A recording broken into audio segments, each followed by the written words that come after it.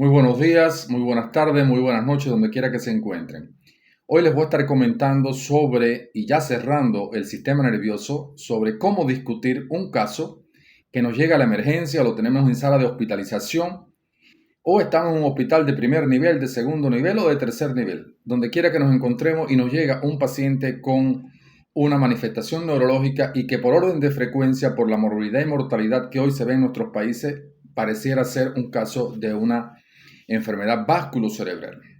En ese sentido, nos llega el paciente con un defecto motor la mayor parte de las veces. Este defecto motor puede instalarse de forma aguda, puede instalarse de forma lenta, progresiva, y muchas veces también tiene dificultades en el habla y tiene una afasia o en la comprensión y está afásico nuestro paciente, con una afasia motora, una afasia sensorial o mixta. Son las formas en que con mayor frecuencia nos llega a nosotros a cuerpo de guardia o un paciente convulsionando o un paciente con una alteración de conciencia. En cualquiera de los casos, nosotros siempre vamos a discutir un síndrome neurológico. Y ese síndrome neurológico va a estar en dependencia del motivo de consulta, de la mayor cantidad de signos y síntomas que tenga mi paciente y de el grado de compromiso que tenga mi paciente. Vamos a imaginar entonces que vamos a discutir un síndrome hemipléjico porque es uno de los que con mayor frecuencia nos llega a la consulta.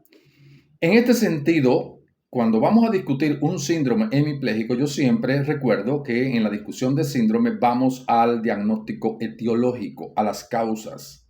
Porque dentro de todas las causas que dan hemiplegia, una de ellas es lo que tiene mi paciente y el resto son sus diagnósticos diferenciales. Vamos allá entonces. Primer lugar, descarto un trauma cráneoencefálico. ¿Por qué? Porque no se recoge el antecedente de un traumatismo en mi paciente. Por tanto, descartada esta posibilidad. En segundo lugar, vamos a descartar que se trate de un proceso infeccioso. ¿Cuáles son los dos procesos infecciosos que con más frecuencia nos afectan el sistema neurológico? Las meningoencefalitis. No tiene una meningoencefalitis porque mi paciente no está con fiebre, no está con cefalea, no está con un vómito de origen central, no tiene signos meningios. Descarta entonces también un acceso cerebral, porque el acceso cerebral generalmente aparece en pacientes con un síndrome febril crónico y no es el caso. Además existe un foco inicial de un proceso respiratorio, una otitis, una amigdalitis, una carie dental, un foco a distancia que ha generado que haya una afectación central. Descartada entonces esas dos posibilidades. Vamos a descartar entonces las enfermedades degenerativas. Y voy a estar pensando, por ejemplo, una esclerosis múltiple que me da enfermedad combinada, que me da trastornos sensoriales y trastornos motores, pero generalmente la esclerosis múltiple se ve más frecuente en la mujer que en el hombre, se ve fundamentalmente cuarta, quinta década de la vida y generalmente el paciente viene con una evolución lenta y progresiva. En muchas ocasiones con dificultad en la voz, dificultades en la visión, cefalea, y estos trastornos no son los que tiene mi paciente. Descarto también un Parkinson, una enfermedad degenerativa. En muchas ocasiones mi paciente con Parkinson debuta con un hemiparkinson y el defecto y la dificultad la tiene solo en un hemicuerpo. Pero cuando yo examino a mi paciente, no tiene la tríada clásica de rigidez, temblor e hipoquinesia. Y le hago el signo de la rueda dentada y tampoco lo tiene. Entonces descartada la posibilidad de una enfermedad de Parkinson. Nos iríamos entonces a las causas tóxicas.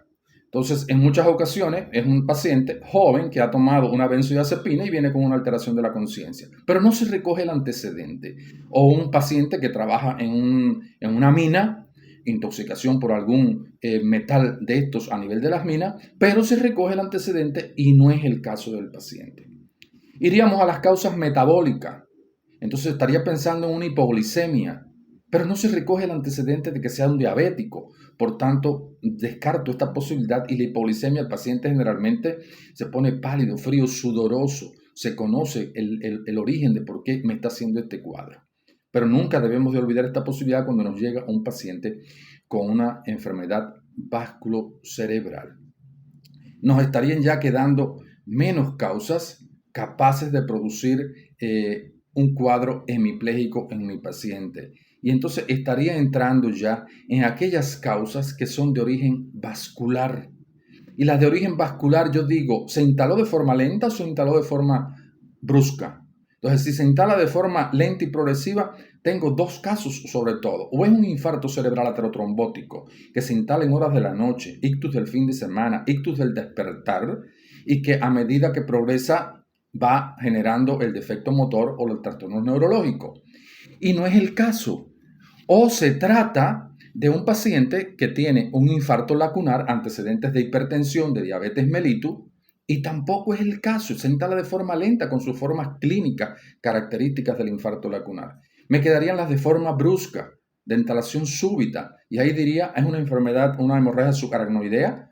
Y entonces la hemorragia subaracnoidea es aquella que se presenta en una mujer joven, tercera, cuarta, quinta década de la vida, que estaba en una reunión y de forma súbita comienza con un dolor de cabeza nunca antes experimentado por la paciente. Y cuando yo le examino, tiene un defecto, tiene signos meningios. O se trata de una hemorragia intraparenquimatosa, un paciente hipertenso que de forma súbita tiene una alteración de la conciencia y que ha ido progresando de forma muy rápida desde un estado somnoliento, nubilado, estuporoso y ya me está llegando mi paciente en coma. No se trata de este paciente. Se trataría de un ataque transitorio de isquemia, aquel paciente que en una hora apareció una manifestación neurológica pero resuelve en una hora. Tampoco se trata de este caso. Entonces, de esta manera, de forma muy rápida, he querido mostrarles a ustedes cómo es que nosotros debemos de hacer el diagnóstico diferencial de un síndrome neurológico y en este caso hemipléjico, pero es el mismo, la misma manera en que enfocamos cualquier manifestación neurológica para descartar qué es lo que tiene mi paciente y qué es lo que no tiene, que es su diagnóstico diferencial. Entonces queríamos cerrar este sistema nervioso con este vídeo, con esta información. Espero les haya gustado. Recuerden seguirnos en nuestras redes y que tenemos algunos cursos por ahí que son de gran interés para usted que está terminando